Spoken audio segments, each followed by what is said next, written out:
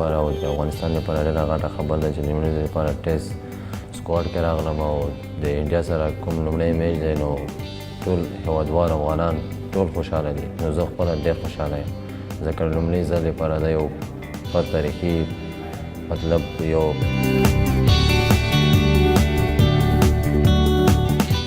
IPL کې نو ماشاءالله ما ډېره ښه لوبه وکړه، ښه پرفارمنس مې وکړو. نو هغه تجربې نو انشاءالله په مقابل کې به ډېر ښه وي ځکه مونږ کوم میچ ټیسټ میچ دی په بنګلور کې دی نو هغه کوم وکټ دی هغه سره مونږ ډېر بلد شو میچونه او پریکټس هم وکړې.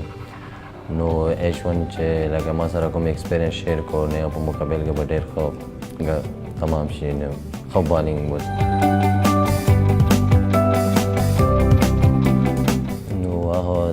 کرکټ لکه یو هیرو دی د کرکټ یو لیجنډ دی رشید.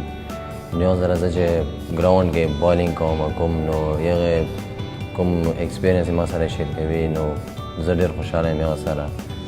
نو واقعي خبره ده چې کومې خبرې کړې دي نو رشید ډېرې ښه لکه یې سره زه په ګراونډ کې لکه هغه پارټنرشپ بالینګ او ما پارټنرشپ نو افغانستان او محمد نبي هم نو یو ځای ته رسوو.